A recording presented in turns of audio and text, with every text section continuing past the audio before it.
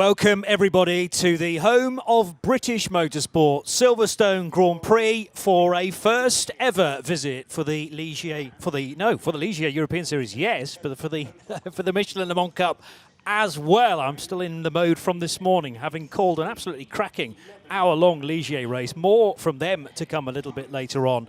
But yes, the Michelin Le Mans Cup has traditionally missed this round in the past, because when the European Le Mans Series was on this soil, 6 years ago, it was part of the World Endurance Championship round as well, and that tended to be a Saturday race. There just wasn't the room on the schedule for the Michelin Le Mans Cup. So many drivers up and down the order are keen to get to grips with this very challenging circuit. We've had a couple of free practice sessions already for this particular championship, but this is where now the talking stops, Graham Goodwin. We have 3 doses of qualifying, each for 15 minutes.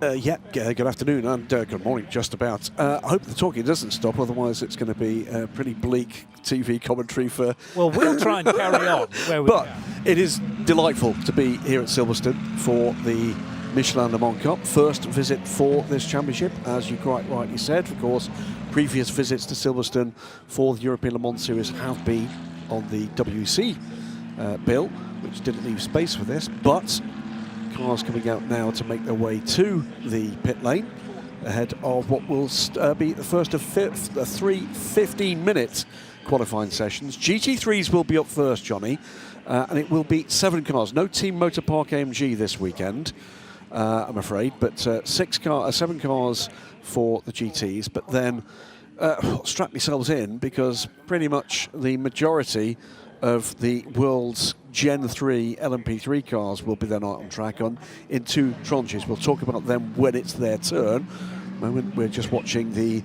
combined fleet of Ligier's, Duqueine, Ginetta and Adesse, all 4 available chassis for LMP3, uniquely represented in the Michelin Le Mans Cup.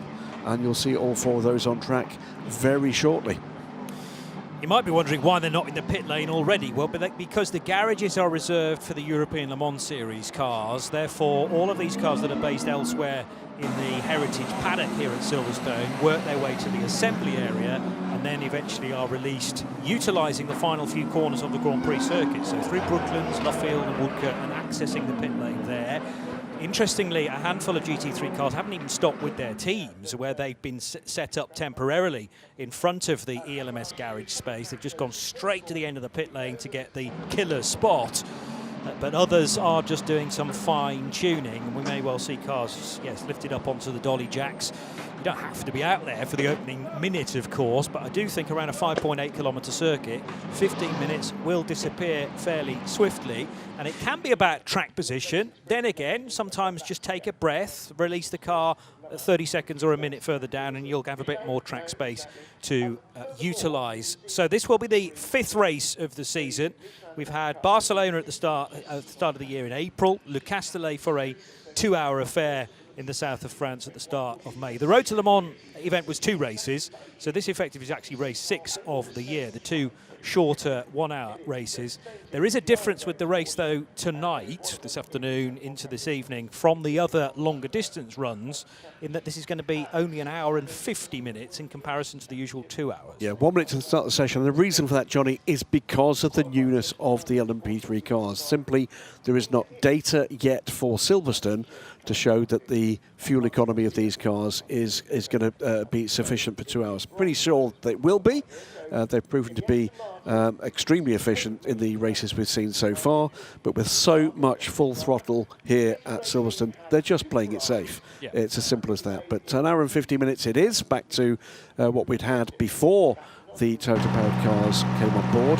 But we'll just wait a little bit time before we see those, because first up, as I say, it's going to be the GT3s. Here's the 23 Biogas Motorsport car, Spanish team, Spanish drivers. And it will be, of course, the bronze drivers aboard the car for this session. 23 car, therefore, we'll see Josep Mayola Camadira. But it's going to be the 17 Kessel Racing car first out. And that is going to be Lorenzo Innocenti aboard that car. Then the 51 from AF Corsa, Alicia Dono aboard that car. The second Kessel Racing car, in fact, Sandro Bellicchi aboard that car.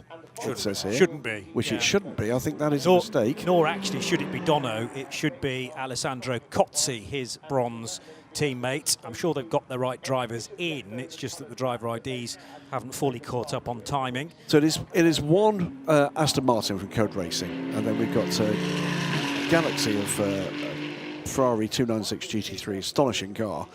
The Dames 83 Porsche, the 95 EB Motors Porsche, which is the one that looks like it's been driven through a paint shop rapidly and with style. So a mixed bag. Here comes the Code Racing Aston Martin. Ones to watch in this session, Johnny? Well, Vanina Ricks for starters, aboard the Iron Dames Porsche. Vanina getting her eye in this season after something of a lengthy sabbatical from professional motorsport, joining the Iron Dames programme for the Michelin Le Mans Cup this year. She's, by the looks of things, last out of pit lane. And I agree with you, because Vanina was right up there in the bronze collective test yesterday. Concerningly, though, for the Porsche driver, the Belgian, she was 8/10 away from Alessandro Cozzi's time in the 51 Ferrari. And it's Cozzi and Dono, Eliseo Dono, who lead the championship by 8 points. So they're on 68. They haven't actually won a race so far, but they've had 2 second places, a third place, and then have never been outside of the top 10 away from those good results. So despite the win last time out from David Fumanelli and a terrific drive from Turkish racer Murat Çuadaroglu, there's still this gap of 8 points that the 33 Kessel Racing crew cannot close upon, but there is more chance. And speaking of the 33 Ferrari, here it is, in fact, arriving now into Vale and Club. Yeah, stunning look to this car. It's a very Kessel Racing livery, with a Turkish branding on it, for the gentleman driver who's learning his trade fast aboard this car. Ferrari is proving to be quite the weapon in GT3. These are GT3 cars rather than the LM GT3 cars you'll see later in the European Le Mans Series. Some subtle changes under the bodywork, principally for those cars. One or two of the cars we see in the World Endurance Championship with a little bit of aero help, but none required here. It is standard balance of performance that keeps these cars as close. There is the EB Motors car, a very colourful Porsche 911 GT3R. And beginning to find pace, EB Motors, in this championship. On pit lane is the number 17 car, and maybe it was Andrea Bellicchi that just took the car. Realised why. Substantial shunt for that car, which is why the front end is looking a little bit plain. I think that was Andrea Bellicchi making sure that the car is okay.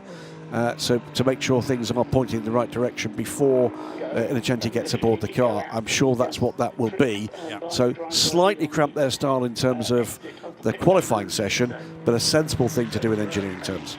Yeah, so they've sent Bellicchi round to do almost a full lap. He didn't actually cross the timing line because he came straight back into the pits, and now Andrea will hand over to his teammate in the number 17 car.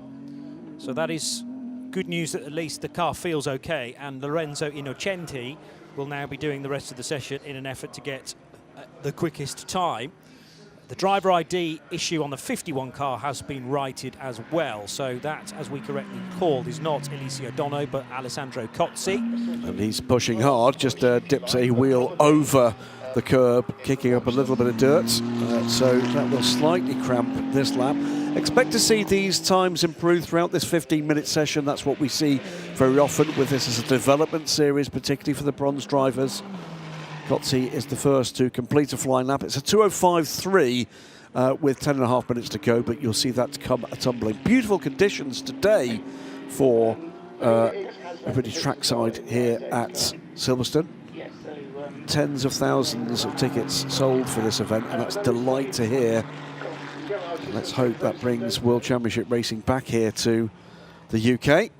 But 2019, the last time the European Le Mans Series visited Silverstone. And as Johnny at the top of the show correctly said, we've never seen either the Michelin Le Mans Cup or the Ligier European Series around the twists, turns and fantastic straights here at Silverstone Circuit. Cozzi still tops the times, by the way. Missing anything in terms of session topping action. The other interesting thing for a championship leading duo is that Cozzi's not got a pole yet either. Remember that there was those two slightly bizarre qualifying sessions at Le Mans in preparation for the two Road to Le Mans events, where both of them were effectively null and void because of red flags. So we didn't have any pole sitters for that particular event. The other 3 poles then for the more standard length of races, 2 of them have gone to the 17 car. So the crew of Beliki and, well, Innocenti has done the poles. So 2 to the bronze driver Innocenti, and then the other one going to Heiko Neumann and Lucas Dunner in their Mercedes. Who are not here this weekend. Indeed.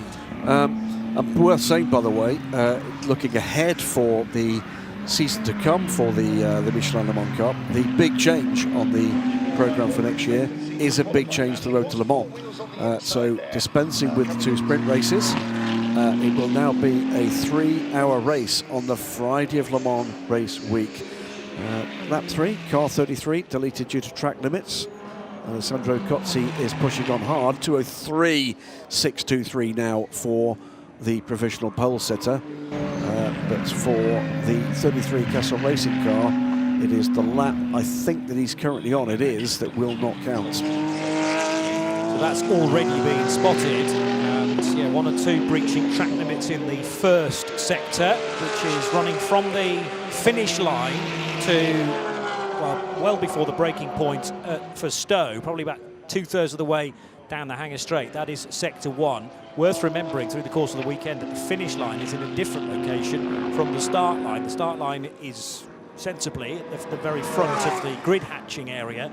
The finish line is about halfway down that grid. So you swoop through Woodcote and then immediately see the checkered flag. The race later on today, by the way, is a 4:45 start. So 4:45 to mark your card for later. Alessandro Cozzi fastest so far by 2.6 seconds, but the time's still improving rapidly.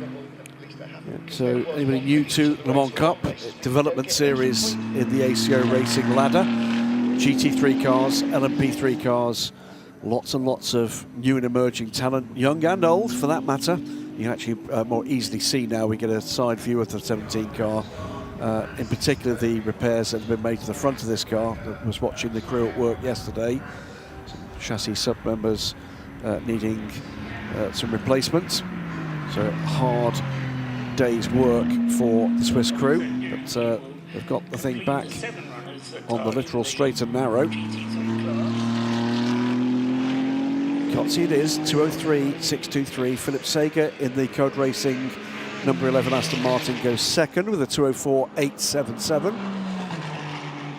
And Lorenzo Innocenti in this car pops up in second spot between those two, just about a second dead off the current pole position time, the provisional pole time of Alessandro Cozzi. Still waiting for the best efforts of pretty much everybody behind that trio. 2 Monegasque flagged drivers doing battle then, separated by a second apart, Cozzi and Innocenti. And then it's the same colours on the flag of Philip Sager, he's Austrian. Well, we said that the EB Motors car was beginning to find speed. Fabrizio Brocci has proved that, because he's just popped his car up into second spot in this qualifying session. Under 6 minutes to go, and he's 9/10 off what looks like a pretty good marker from Alessandro Cozzi. What has anybody else got to bring to this party, Johnny Palmer?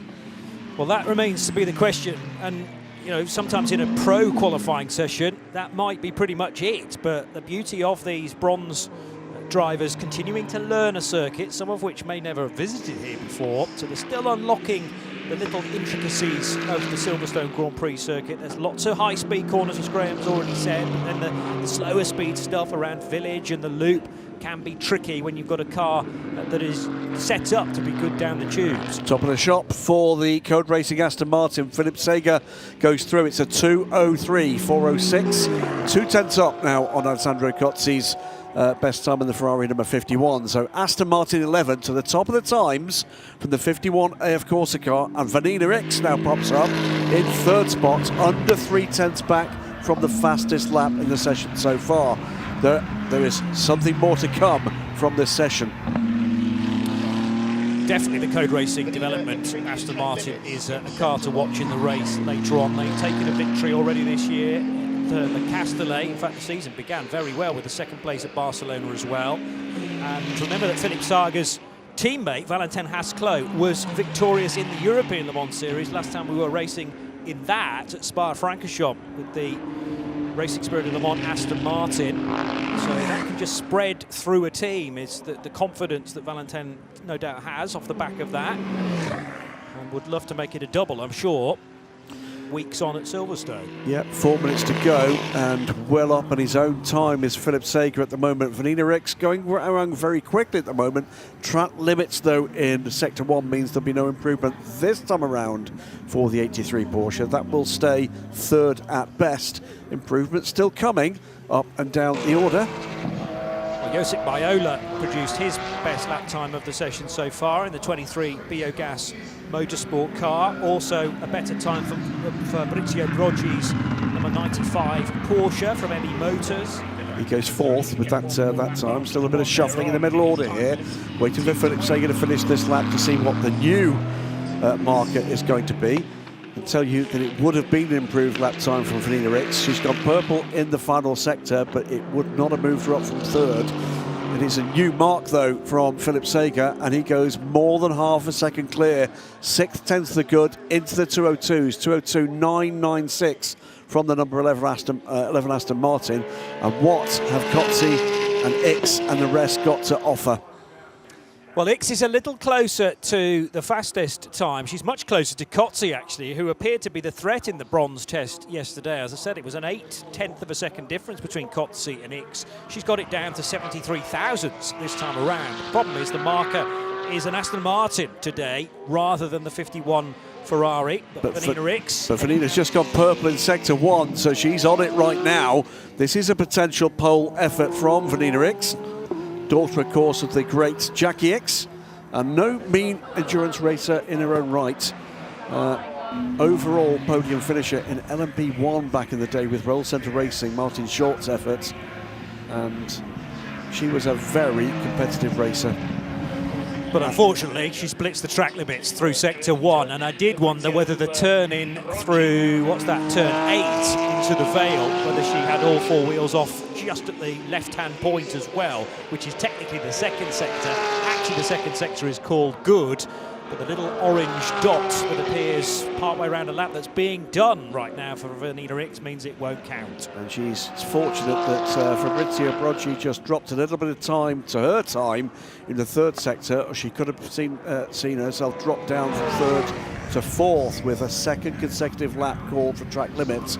There's a minute and a half left. She will get one more shot at this, but that will be all they wrote. 90 seconds to go in the session. Still Philippe Saga in this number 11 Aston Martin from Code Racing Development sits top of the shop. 6/10 the good from Alessandro Kotze. There's nothing to offer at this stage. Is a challenge going to come to the Aston Martin unless the final flying lap from most of these cars? It's a further improvement as well by Saga with another purple sector in Sector 3, 202.841, the only car in the 202s, now almost 8/10 clear of Kotze's best in the AF Corsa Ferrari. Well, there are three drivers who could potentially bag second place on the grid here, but I do feel, particularly with Saga's latest lap, that probably pole is sealed now.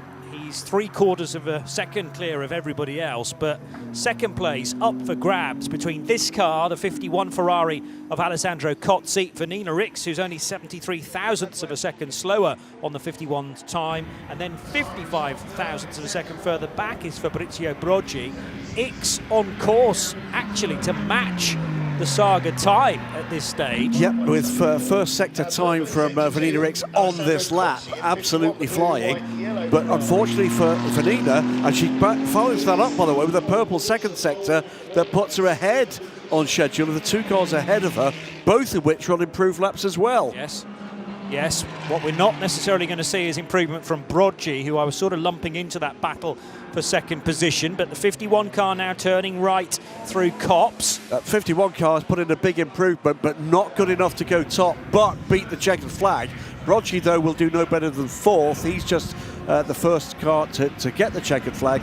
So Kotze just under 3/10 off Philippe Sager, but has one more lap to play with. We wait for Sager and Vanina Ricks, both of whom are up at the moment on the provisional pole time and are both in sector 3. Here comes Vanina Ricks.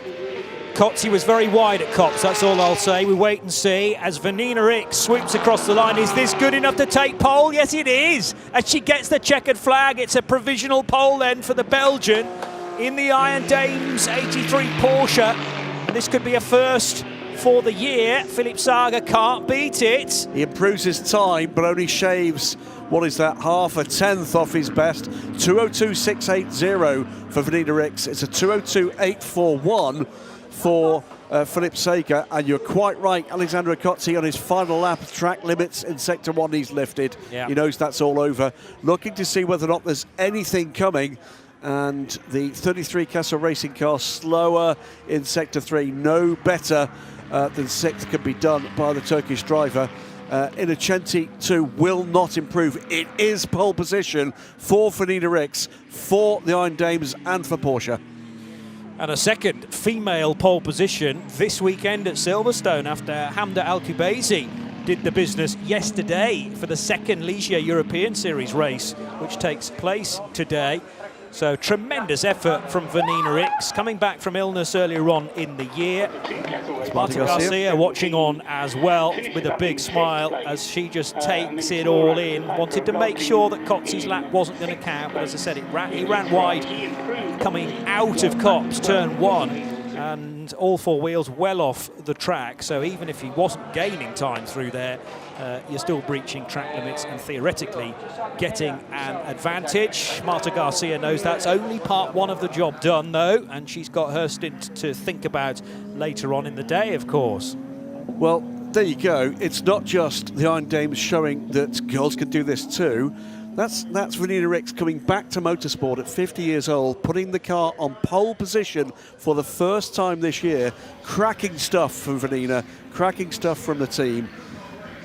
And there's a marker for what we've got to come in the race later this afternoon. And if you're not familiar with the Michelin Le Mans Cup and you're here at Silverstone and listening online to us rather than to Martin Haven, Paul Troswell on Circuit Comms, just reach to the side of your seat. You'll find the seat belt there. Buckle yourself in for what will be an hour and 50 minutes of absolute mayhem later in one form or another. So just half a second shy of the eventual pole time was Alessandro Kotze in the 51 AF Corsa Ferrari. Second fastest for Philippe Sager, joined later by his French teammate Valentin Hasclot, but of Austria and Code Racing Development to get the team exactly right, the French crew. But it is Vanina Ricks who takes her first pole of the year for the 83 Iron Dames Porsche. We can get some reaction right now. We are joined by Marta Garcia, driver of the number 83 Iron Dames Porsche. Congratulations, that's a pole position for you. The start of the season was a little bit slow, but since last round, it feels like you two are really coming into your stride. Yeah, thank you. Obviously, the start of the season was a bit tricky, you know, with the accident in Barcelona. We couldn't do Le Mans. But yeah, pretty happy, you know, pole position here in Silverstone. Also the podium at Spa. So now the pressure is on as well for me, you know, because it's a lot of good drivers. Also, we have Valentin here this weekend. But yeah, we will be fighting for sure, like I did in Spa as well. So let's hope for a good race and see what result we can bring. Best of luck. Thank you. Thank you. Marta Garcia, as she refers to, there was a podium last time out for the Iron Dames, and they also got a 4th place finish at Le Castellet. So when the car is good, then they can certainly feature in the top 3 or 4. So it's an Iron Dames first this year for the 83 crew, at least, with a pole position in the Michelin Le Mans Cup by just over a 10.5 over Code Racing Development's Philippe Sager.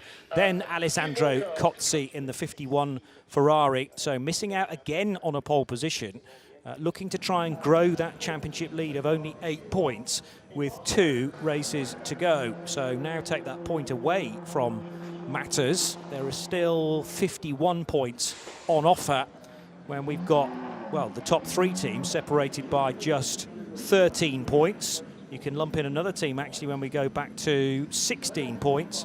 So maybe the championship winners could come from one of 4 different teams. We're going to move swiftly on to the second category that is due to qualify now, and this is LMP3 Pro-Am. So the traditional category in Michelin Le Mans Cup, where one side of the driving crew is bronze, the other is silver. I don't think there are any exceptions. No, there are. There's a couple of golds in there as well. So Pierre Caffer and Felipe Fernandez-Laza, we will see all being well in the race.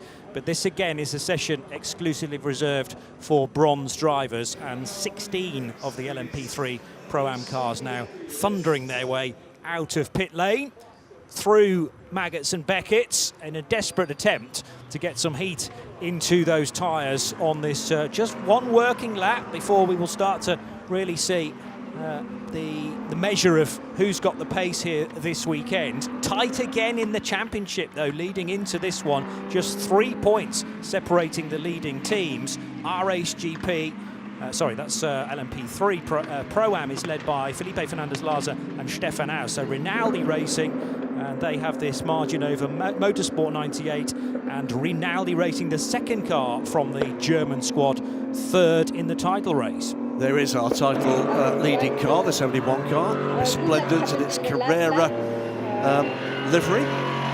It's part of the business portfolio of Stefan Aust. Lovely guy, another guy utterly passionate about his motorsport. So, was that the 98 car? The winner's last time out was Eric de Donker. Grand old man of sports car racing, and still quick. Guillaume Henrion putting in an absolutely stellar stint at Spa. But as you quite rightly say, 16 of these cars, totally different soundtrack, of course, now to LMP3 from the low rumble of the Nissan engines. Their Japanese rivals, Toyota, have grabbed that headline. So all these cars powered by the same turbocharged Toyota V6 now. Powertrains all assembled by Orica, and then 4 separate chassis choices you can make in LMP3, and all 4 are represented on this grid, albeit not all in this class. Ligier here, Team Virage. Changes to the driver lineups as well here. We'll see certainly in the race, and some significant ones at that. Call those as we see them. That was a massive win, though, that you referred to, Graham. Eric de Donker and Guillaume Henrion getting the 25, when the title leaders still, but only by 4 points, didn't score. They had a non-finish in Spa, Fernandez-Laza and Stefan Aus. So potentially the whole championship could be turned on its head by that one race. It was a weekend, wasn't it, when we saw some real upturns, including in the European Le Mans Series LMP3 class, where to that point, absolutely top scoring, every race win and every qualifying point. Number 17 CLX Motorsport car did not finish either. So what we've certainly seen from these new sounding LMP3 cars, if they have proved to be reliable and very quick, and lots more to come as these get more and more of the development the teams can throw at them. 58 car here from GG Classic Cars, no relation. As it's James Swingham stays aboard that car this weekend. Yeah, so that's a change this year. Yes, George Nakas, isn't it, would normally be with Fraser Ross, but yes, George Nakas in the past. Indeed. I think I'm right in saying that that's because George has business commitments back at home in Australia. Light blue with the highlighted yellow highlights on the Ligier. Getting to the stage now where I think James is going to be first to go through and set a flying lap. It is a 1:58.980 for James. So yes, early times coming through, but this is now 5 minutes into the session, so it just shows you how valuable it can be to be at the front of the queue in pit lane, really just to try and burn some fuel off, but also that these will be trying to squeeze an extra lap out of the session if they possibly can, if they've got round to the finish line before the checkered flag. But important to get lots of time in and as quickly as possible. We're not seeing a great deal of cars backing off, trying to buy themselves track space, because I just don't think they've got that wiggle room. No, I mean, ones to watch in this session, certainly the 2 cars at the top of the order. Thomas Kiefer, a rapid bronze aboard the 49 high-class racing team. He'll be joined this weekend, by the way, by reigning LMP3 champion for the European Le Mans Series, Gael Julien. Great to see him back in the saddle. Watch as well, 23 events racing car of Terence Woodward. Terence has had all the luck this year, all of it bad. But he's been rapid in that 23 events car. Thomas Kiefer, by the way, on a good lap right now and looking set to raise the bar, and there goes around Eric de Doncker. So that's at Vale and Club, just about to round the corner where the wing swings into sight, but he didn't quite make it there. The car briefly stalled, but he was able to restart it and is running again now, arriving into the left-hander at Brooklands. The bronze test yesterday was fascinating at the top of LMP3 Pro-Am because Stefan Aust and Julien Le Mans separated by just 33 thousandths of a second. Le Mans, another car to look out for, the 84 ANS Motorsport, with 2 poles already to his name, Barcelona and last time out at Spa. And Le Mans is 4th fastest so far. Waiting for the current crop to finish their lap times. It's a 158.6 to James Swignan, but he's been leapfrogged by both Thomas Kiefer and by Terence Woodward. We told you to watch out for Terence. Separated the two of them by 4/10. They're both in the 156s. High-class racing to the top with their new look driver lineup this weekend. Thomas joined by, as I said, Gael Julien. Terence Woodward, the 28 car, moves up to second. Then Ben Stone in Breton Racing, briefly third, but Stefan Aust pops up in third place. So rapid fire changes with 8 minutes left on the clock. And this is miles faster than any of these drivers were able to do in yesterday's exclusive bronze test. 159.8 was the fastest time, but this is low fuel and the car's trimmed out as well to be as quick as they can, as competitive as they can on a single lap pace. The blustery conditions of yesterday have calmed. This is by far the best conditions we've had all weekend, and probably will be the best conditions we get all weekend for the European Le Mans Series tomorrow. Rain projected for this race. Through comes Horst Felbermayr, and he comes through in 5th place in the Felbermayr liveried number 77 car run by Reiter Engineering. This week, Johnny, we saw the entry list for the Asian Le Mans Series coming out, and Horst Felbermayr and his son, who share this car, will be moving up to LMP2 in a Proton Run Orica, and I believe we're going to see that car in that iconic family livery. Oh, yes. It can't be anything else, surely. Here's Terence Woodward, little bit of curb on the run into Luffield 1. That spat him out in the middle, but sometimes that's the desired line, actually, because it gives you a better straight line approach then to the second part of Luffield and pings you through Woodcote. So Terence Woodward, it's worked for him, a treat. Yeah. 99 thousandths of a second clear now as the fastest car so far. And something went wrong there for Thomas Kiefer in the final sector. He was up on that time, but dropped better part of 4 seconds. So he now trails Terence Woodward by, well, a thousandth under a 10th of a second. So Woodward, Kiefer, Stone, now Romano Ricci, 23 events from high-class racing, Breton Racing and R-Ace GP. But the R-Ace GP Duquesne, the fastest of the non-Ligiers, shuffled back by Stefan Aust and Ben Stone. 6 minutes to go. Some big gaps beyond the top 2. Yeah. So there's pace to be found. I can't believe that was Thomas Kiefer giving that lap up, if you like. It was too good an opportunity, like you say. He'd got 2 purples already. I think if we saw that again, there'd be a moment for Thomas Kiefer. Yeah, agreed. Well, it's purple again, though, so he's gone even faster this time through sector 1. But very tight between these top 2 now. Yes, Julien Le Mans pops up in 4th position, but over a second off the provisional pole time. There is time to be found here. Well, of the top 7, the 6 of them all improved last time around. The only one that did not was Thomas Kiefer, presumably because of a mistake, as we've detailed. Kiefer, though, much quicker this time. After sector 2, Woodward 3/10 up on his previous provisional pole setting time, but at the same timing marker, Thomas Kiefer 3/4 of a second up. So 2 purple sectors, and whatever went wrong in sector 3 He's been working hard to make sure he puts the ideal lap together at this point of the session. Here comes Terence Woodward to complete the lap. He should improve his 156.1. He does into the 155s, 155.518. But where is Thomas Kiefer? And he atomises that. It's a 155.228, 3/10 up. And that's going to be a tall order for anybody with 4.5 minutes to go.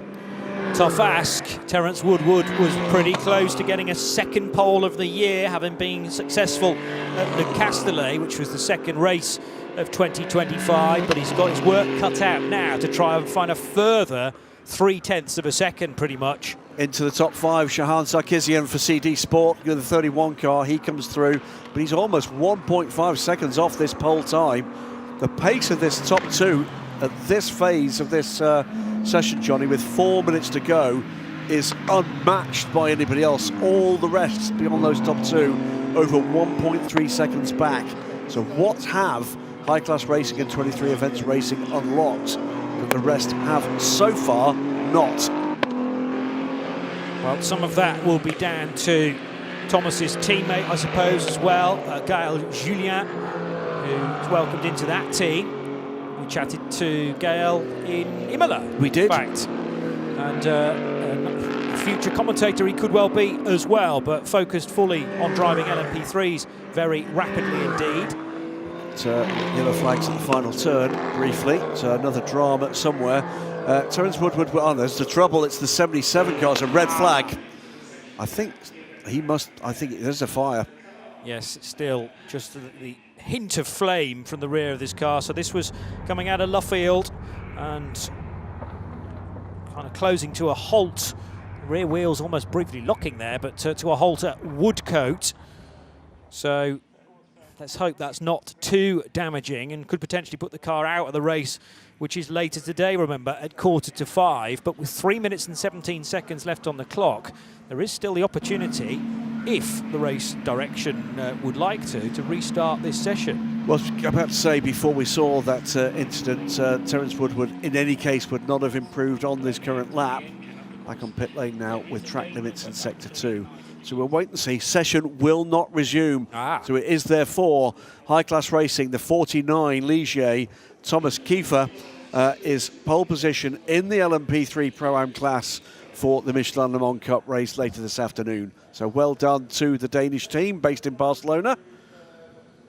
There was a flame in the back of the 77, but that looked like coolant pouring out of the side of the Reiter Engineering Horst Felbermeyer driven Ligier. So whether that's more overheating and it was actually steam rather than smoke.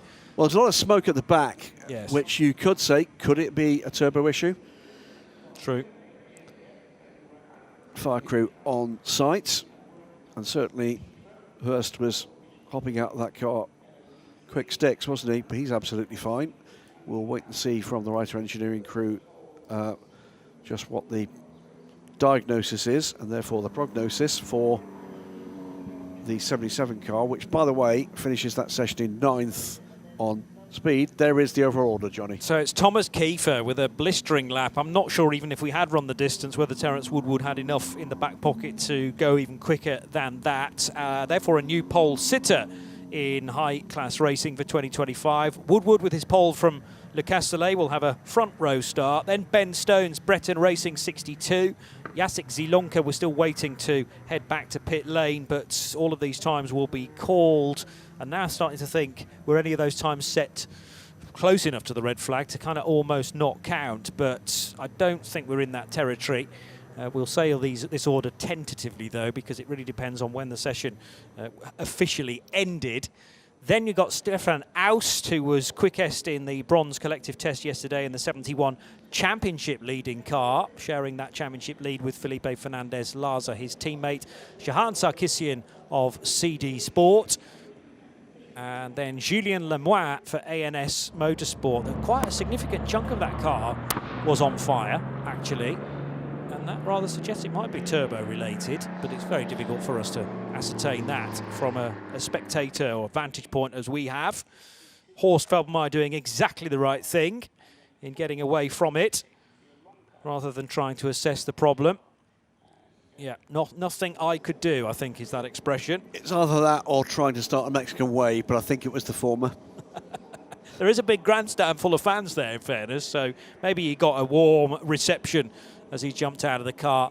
So Julien Lemoine, twice a pole sitter this season, he'll have to start from 7th place with Romano Ricci, Horst Feldmeier and James Sweetenham in behind.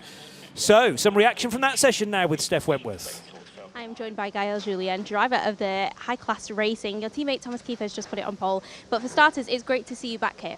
Yeah, thank you very much. It's always a pleasure to be back in the LMS paddock.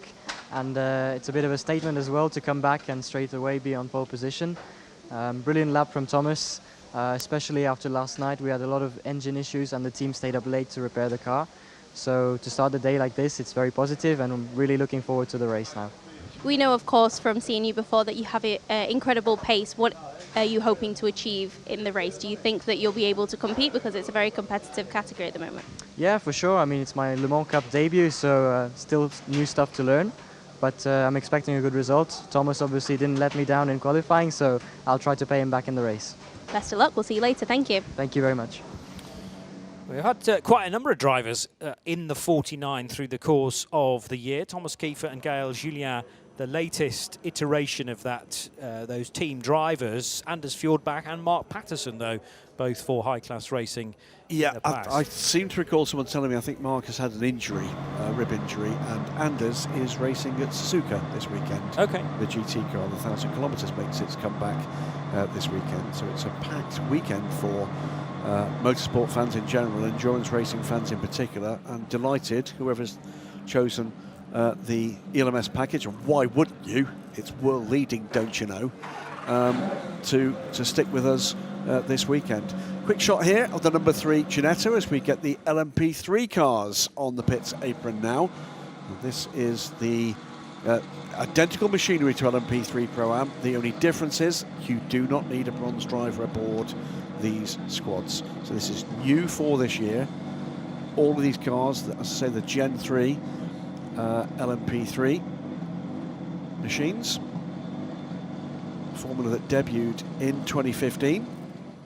I think the first race for LMP3 was here at Silverstone. And of course the first champion, champions, Charlie Robertson, Ginetta factory driver, and Sir Chris Hoy. And you and I, Johnny, took part in a very well supported charity effort to support Chris's nominated cancer charities. Hope you're watching and listening, Chris.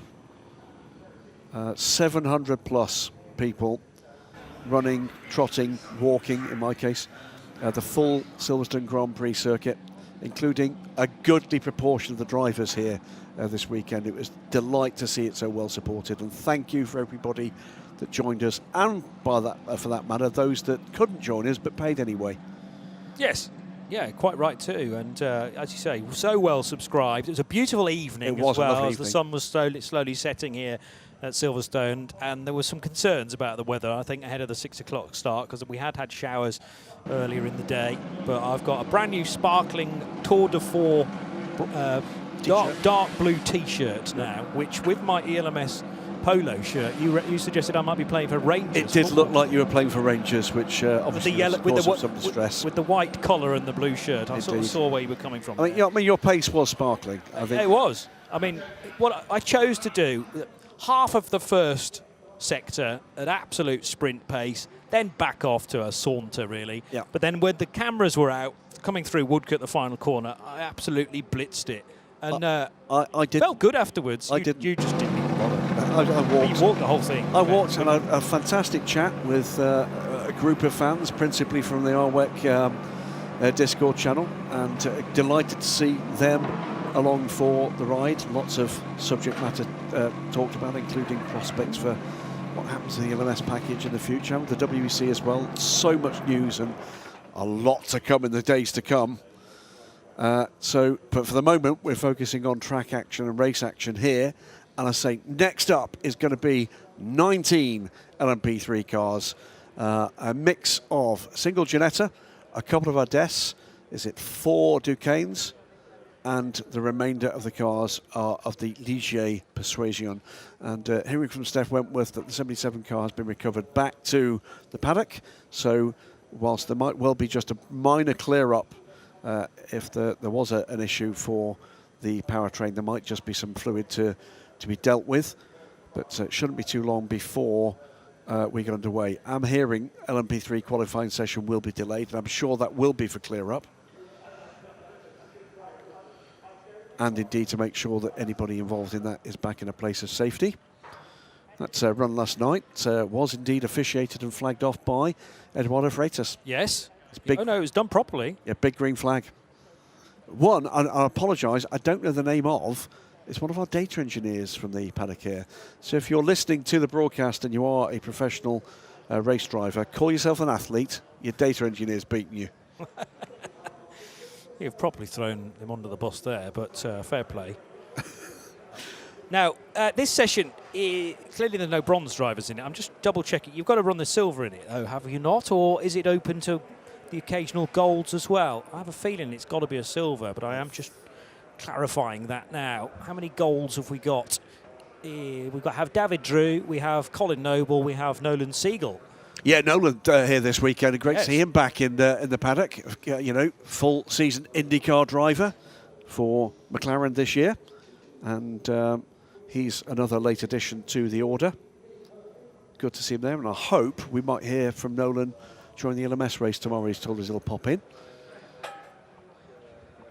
Presumably not at the same time as Zach Brown if Zach's around. Okay. Yep. But a chance to catch up with a number of people during the European Le Mans Series race coverage tomorrow. In amongst all the action, and frankly, there's going to be a lot of that, so we'll have to time guests appropriately, proportionally as well. So this session will be started slightly later than billed because of the recovery of the number 77 Reiter engineering car. Yep. So, watch this space. By the way, Adrian David and Hugo Schwarzer are the championship leaders in LMP3 without the Pro-Am. They look loomingly serious, don't they? They do. Well, it's 64 points, plays 47 as their nearest rivals, who are Alvise Rodea and Pierre-Alexandre Provost. It's a good fight for second place in the championship, but yes, David and Schwarzer, with a win and a pole last time out at Spa, have really taken a stranglehold to this championship, leading it by 17 points. But, you know, still 52 on the table, so it's by no means decided. But the problem is, as I say, that those fighting for second are kind of getting tangled up amongst themselves. We have, I mean, the next 1, 2, 3, 4, 5 teams are separated by 4 points in the championship table. The 2 CLX cars, 87 and 97. Then we got Foresti Racing by VPS, the 92, the 16 Team Virage car, and the 23 Events Racing crew, who, even that team in 43 points shouldn't be discounted for maybe a championship win, but they'd need lots of things to go their way. So it's been a well-supported weekend. Thank you if you're here in trackside. We've said it before, we'll keep saying it. Come and support your circuits when we bring international motor racing there. Numbers of attendees, Johnny, at European Le Mans Series races, you know, around the continent we've been impressed with, but probably never more so than this return to Silverstone circuit, back here for the first time after a 6-year gap. And, delighted to be back. Number 29 car there, New Rosé from Foresti Racing by VPS.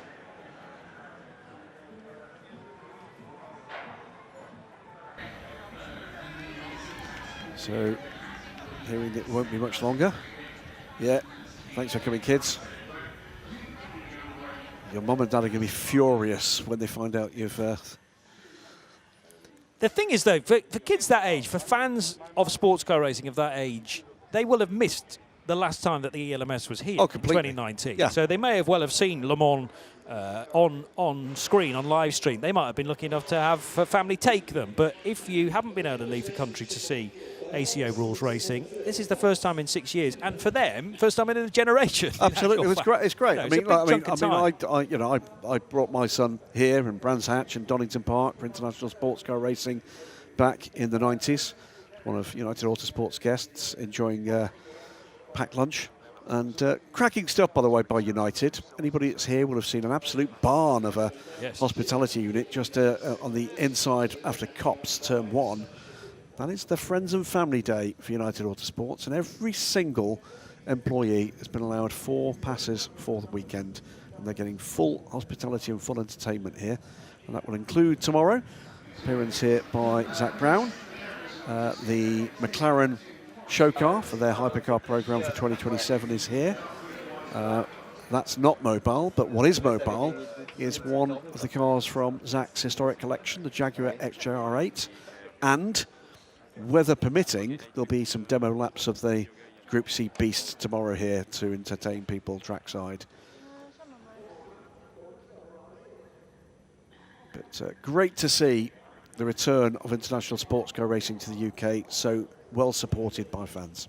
I have finally found the little paragraph in the regulations that confirmed what I thought. So for LMP3 category qualifying, which is this next session, only silver drivers can participate in the qualifying sessions. For a lot of the crews, therefore, they have a choice to make. They don't necessarily have to stick with the same driver all year if you've got 2 silvers. But the decision is made automatically for 97 CLX Motorsport. Got to put Cedric Ultramar in.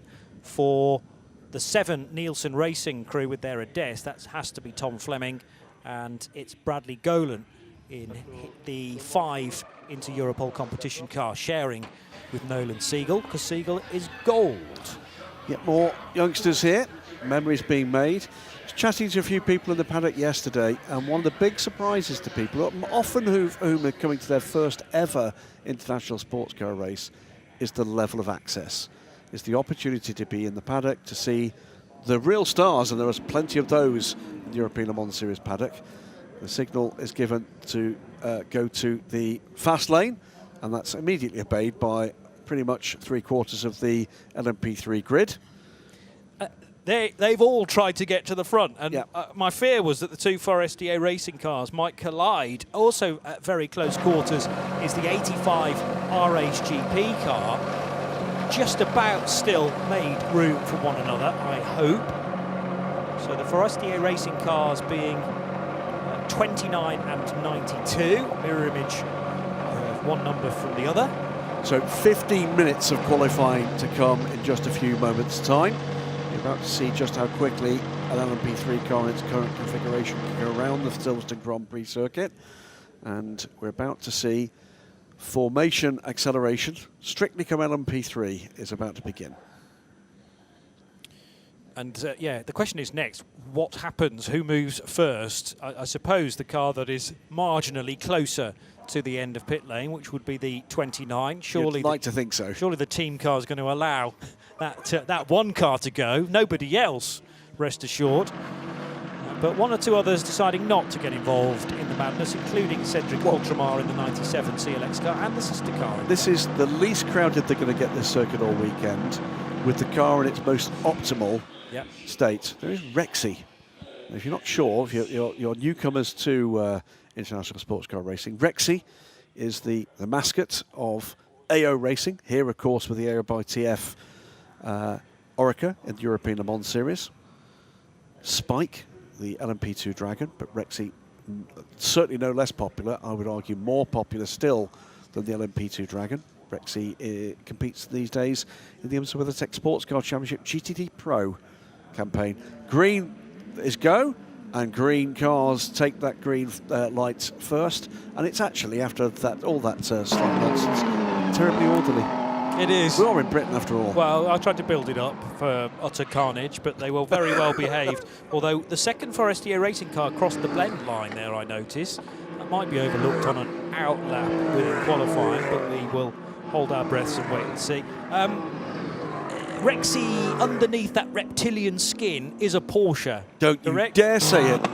Well, just because the gentleman who brought the Rexy mascot had a nice black Porsche T-shirt. Won't have it. It's a dinosaur. It's a he should, okay. He should and have. His sister, Roxy, is a dinosaur as well. And Spike is a dragon, not an LMP2 Orica. He's not an Orica. He's a dragon. All right.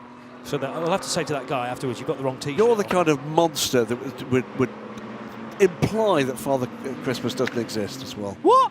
No, no, no, no. That's a completely different ballpark. Okay. Move swiftly on from that. I shall not hear any talk of Christmas in September anyway, frankly. No. The shops are already trying to convince me in the UK. Mate, I mean, we know Johnny Palmer well enough to know it's going to take more than playing a white Christmas at Tesco's to loosen his purse strings. Too right. 1st of December and no earlier. Anyway, here come the CLX drivers together with at least one more in LMP3. That's the 25, which is the Reiter engineering car for either Miklas Born or Benz Valent of Hungary. Again, some drivers will have selected a specific qualifying driver if they've got 2 silvers for the year. Others do like to chop and change, and I mean, sometimes you're going to have track specialists, I suppose, so that's good to have some strength in depth in that respect. Slippery surface, yes, where the 77 car. Just a warning to be aware. Don't necessarily expect the grip you had in free practice to be exactly there, just be wary. I think more than anything else, there will have been a solid job done by the ultra-professional marshals here at Silverstone Circuit, I'm sure. And everybody now just trying to get warmth into the Michelin tyres. It is, of course, the Michelin Le Mans Cup. All these cars are Michelin rubber. And also find space, because it's just about go time, but not quite yet. Yeah. It can so often be about these first few laps before the timing screen starts to give us some information, but how well have you put those tyres through their paces and got them into the correct operating window? This was a talking point certainly last weekend in the World Endurance Championship in such trying conditions at the Circuit of the Americas, and outlaps can be so crucial. Same goes for qualifying as well. Well, it's looking like it's going to be almost opposite, isn't it? We had blistering heat in Austin for the WC, and then torrential rain. It's the voice of the WC I can hear in the background. I heard him as well. Yeah, Martin Haven, sounding a bit croaky. Came home from Austin with a little bit of what he said was cold or flu. I'm sure he's not making very much of that at home with Mrs. Haven at all. I'm sure he's toughing it out as blokes, as you all know, ladies always do, with no complaint. I think it was hot, warming lemon drinks on tap and the flannel on the head for much of Thursday, but like a warrior, he is warrior-like. Yesterday morning, bang on time. Obscenely tall, but warrior-like. It's true. And we allowed him the privilege of commentating on the Tour de Force run yesterday, rather than taking part. He did want to run it, actually. He just wasn't feeling full, apparently. Yeah. And also, it needed some commentary on the PA here at Silverstone. Somebody ran it in about 17 minutes, I think. Something ridiculous. Don't know who they were. It wasn't me. No. Mine was closer to an hour and 15 minutes. An hour and 17 minutes, perhaps. Forestier Racing by VPS. First and second, Charles Roussin and Romain Favre, separated by a tenth of a second, so they're showing good speed, and well, it's equal speed. It is indeed, and beyond that, it's the 2 RS GP cars, 85 from 86, but a little way back as they gets up to speed, keeping an eye on, who is that? Miklas Born, the Reiter engineering car. He's on a quick lap as well. Charles Roussin, though, has got his foot in, as has Adrian David. Watch those two. Big jumps of performance about to come. Teo Mercouris for Team Virage puts his number 16 car fifth in the order, but lots more still to come. So pole positions have come from lots of different places so far this year. Remember, no pole sitters officially at the Road to Le Mans races as mentioned, but last time out, Adrian David and Hugo Schwarzer, who won at Spa, they'd also taken pole position on the Saturday morning. We also have had a pole position for Alviso Rodea and Pierre-Alexandre Provost, who are currently second in the championship. And then at the start of the year, Lena Buller and Matteo Quintarelli shared a point for being the fastest in Barcelona. So could be 4 different cars by the end of this session to top the grid outright. And popping up into third place his first shot at it. In fact, it's 3 two-car teams now, because popping up ahead of the RSGP cars briefly was the 2 CLX Motorsport cars, but Michelin Le Mans pops in third now, a 156.438. Both the Forestier Racing cars come through, both with improvements, both well clear until Adrian David spoils the party. It's a 153.023, a full second ahead of even the improved time of Charles Roussin. RSGP 85 tops the times, Adrian David, then Charles Roussin for Forestier Racing, then the second RSGP car, Antoine Ducas, and the second Forestier Racing car of Romain Favre, and it's game on. So the gaps after that first to second are minuscule in places. 37 thousandths of a second separate Antoine Ducas from Romain Favre. 59 thousandths Marcus Pommer to Valentino Catalano. But there's a second between David and Roussin in provisional pole and provisional second place. Also on the front row, of course. But what has Forestier Racing's Charles Roussin still got to give, and has he got enough in the back pocket to find a second? It looks like a tough ask at this stage. Well, he's going to be quicker on this lap, but not quite enough. Yeah, he's significantly quicker on this lap, but unfortunately so too is Adrian David, although he has dropped a bit of time in sector 2. It's going to be close here, you know. 7.5 minutes to go, halfway point of the session. Adrian David looking like the force to be reckoned with, as he has been for much of this season.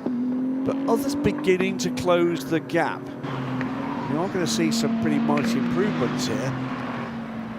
There was a little bit of a lock-up for Antoine Ducas entering Village on that occasion, so he's been done for track limits as a result of that. Ran completely off the road through that first right-hander at the Village loop and entry. Romain Favre goes second quickest at this point. Immediately, he though is shuffled back to third again by his teammate Charles Roussin, but he's almost 7/10ths down, so he's picked up about 3/10ths on that lap. Needs to find more. No improvement from the provisional pole setter, meanwhile. Good lap from Valentino Catalano in the 70 Gebhardt Motorsport Duquet. He's just jumped up to 7th place with a 156.4. Matteo Quintarelli goes second quickest, half a second down in the 23 events racing number 50 Ligier. So it's Duquesne from 4 Ligiers, then the next Duquesne, and then it's Ligier Duquesne order. Looking where the best of the rest is. It's DK Engineering's Ginetta 13th, the Tour Des down in 16th and 17th at the moment. Theo Mercouris goes 4th fastest in this car, the 16. He from just down the road in Bedford, actually, so we'll know this place pretty well. And the Team Virage car up to 4th place. Yeah, champion last year with Hayden Chance in the Ligiers. Indeed, and you know, a point I was about to make, he's another example of the way this ladder is working, bringing talent in through the Ligier Endurance Series, finding their feet, learning the rule book, you know, pounding this paddock, for, if nothing else, and finding his way through with, by the way, the help of that Ligier prize fund into the Michelin Le Mans Cup. So Mercouris just about to start hammering down the Hamilton straight, and then the right-hand kink at Abbey. Here is the second fastest car, though. Matteo Quintarelli did that lap just a few moments ago to take him second. But he's right on pole position pace, needs a good third sector here. He's just about precisely on provisional pole pace, and is the only car at the moment to be within a country mile of the pace of Adrian David, who has not improved again on this next lap. So what can Matteo Quintarelli in this number 50 23 events racing Ligier offer against Adrian David? 22 thousandths back after sector 2. Here he comes to complete the lap, Johnny. Quintarelli, a pole sitter in Barcelona at the start of the year. Can he go fastest in this session at Silverstone? Waiting for his time, and it's not quite good enough. 86 thousandths of a second slower than the Adrian David effort that has been fairly long-standing now. So David now will know he's got competition here. Still 4.5 minutes to go. Quintarelli does have a little bit of traffic ahead of him. Shouldn't bother him if that car stays up to speed. What is he going to offer on this next flying lap? I can tell you that the next lap for Adrian David is not on the pace. What about sector 1? And it's a purple sector 1 for Matteo Quintarelli. It is game on for pole position. He's going to hope that that Cinti Europol car ahead of him is up to pace. He's, what is that, 10th and a half up on pole position pace after sector 1. He was 8.5 tenths clear in Barcelona at the start of the year from Theo Mercouris. Mercouris has dropped down a position since we last checked on him, so down to 5th spot. But yeah, it's been quite a wait between the last time Quintarelli was on pole to today. He hasn't done it quite yet, but on course of this lap by 0.05 of a second. So no improvement in sector 2 for Quintarelli, but still stays just, as Johnny Palmer says, just 0.05 of a second ahead of the provisional pole schedule. 3 minutes to go in the session, and the potential on this lap for Quintarelli to grab a provisional pole time. Very, very wide again at Luffield. He caught the initial apex. I beg your pardon, that was the car in front, and Quintarelli just a little bit tighter. But there are several LMP3 cars who are looking to sort of square off that corner. Pierre-Alexandre Provost goes 3rd. Here's Quintarelli's time, and it's again not good enough. So where did he lose that then? Mainly in the final sector, it has to be. And lost a quarter of a second. Well, looking at him, he had to deal with the Inter-Europol car, which clearly slowed in front of him. He's ahead of the, is that the number 5 car? It is, isn't it, the hands of Brady Golan. So I suspect, and he's got traffic now as well. So I think there's going to be a fair amount of emotion involved here. He will feel as if he just didn't get the brakes in traffic at the point at which he had the pace in the car.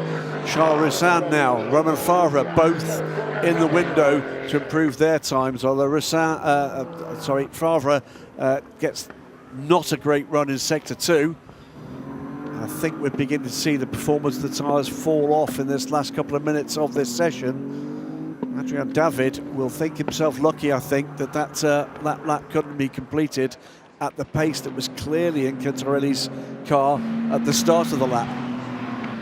I mean, when David did his 153.0, he absolutely nailed that final sector. He did. It's a 49.3. Nobody's come anywhere close to that. Looking at 49.4 actually from Quintarelli. So Quintarelli's best final sector is just over half a second slower, and he lost 2 further tenths with that distraction maybe of the car in front of him last time through. Quintarelli is going to get one more chance if he's got the tyres underneath him to do it. But so too is Adrian David, who's on another flying lap here. It's not one that should see the gap improve, and indeed it doesn't. Goes through to start what will be his final lap of the session. 4th place in the order at the moment, the 92 for SDA Racing by VPS car of Charles Roussin. He is pitted and is out of this session now, will do no better than 4th. I'm looking for where improvements might come. There are a number of drivers in the window. They include currently 3rd place in the order Celix Motorsports, Pierre-Alexandre Provost, and Nicolas Bourne in the Writer Engineering 25 car, sitting down in 7th at the moment. They're within a 10th of professional pole time after sector 1. Can they complete the lap at that sort of pace? Provost completes sector 2, 2 tenths off.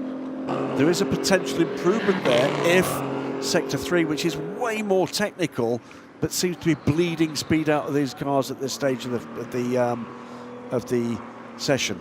But with 10 seconds on the clock, all of a sudden the timing screen lights up, and it lights up with a purple sector 1 for this man, Matteo Quintarelli, in the number 50 23 Events Racing Ligier. Can he sustain the pace?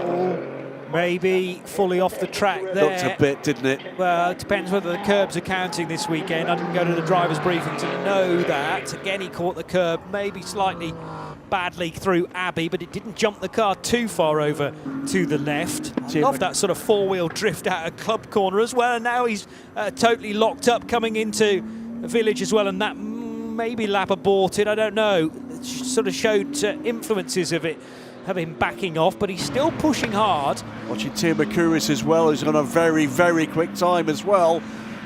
Don't think he's quite on pole position pace, but I think there's improvement potentially to come here for the Virage number 16 car.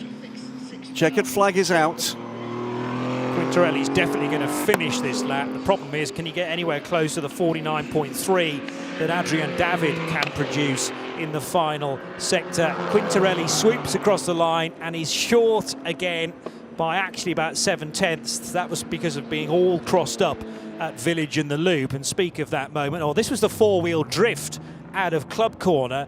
That put him kind of in the wrong lane. And as he exited Club and headed past the wing, he was off the track again. Watching Mercouris, sixth place at the moment, 3/10 down on provisional pole time, and can make a big improvement here. Totally different line for him going to the line. Where's he going to leave him? And the answer is, he does his fastest lap, but no improvement. All that time bleeding out in sector 3. Yeah, so it was the quickest lap of the session from Mercouris, but he stays in 6th place, which has boggled the mind a little bit, but that's just because everybody else ahead of him had done such good times already, either completing the session on the track or, in the case of Charles Roussin, pitting pretty early, in actual fact, maybe to conserve some tyres for the race later. We'll confirm, by the way, that final lap and the lap before for Matteo Quintarelli have been deleted due to track limits in sector 1, turn 1 in fact. So, but I think by the moment he stays in 2nd place. So Adrian David it was that set pole position in the RHGP Duquesne. And there's a marker, by the way, the next quickest Duquesne in the hands of Antoine Duquesne, 8th quickest. So they will extend their championship lead, in actual fact, way before we get to the race by a further point. So that'll stretch out to 18 now as an advantage. Adrian David has to wait all season for a pole position, and then 2 come along at once, back to back at Spa and here. So well done to, in 3rd position, Pierre-Alexandre Provost, who will start the race 2nd in the championship with Alvise Rodea. Quintarelli was giving it everything, and on several occasions it looked like he might jump this man and this car, Adrian David, for RHGP, but it's another pole for the French squad, and we can now head to Steph Wentworth to find out what they think of it. Joined by Hugo Schwarzer, driver of the number 85 RSGP. Congratulations. It's a great start to the weekend for you too, isn't it? Yeah, we had really good pace in FPs yesterday as well. So to top that off with the pole is obviously really good. It's an incredibly challenging circuit. Happy to be back here. Do you think you can have a leg up on the competitors in the rest of the competition? I've raced it before, so I know the track quite well. And looking at Spa, we had really good pace in the race as well. So I'm sure I can break away from the pack in the race. All right, well, best of luck for later. Thank you. Thank you very much.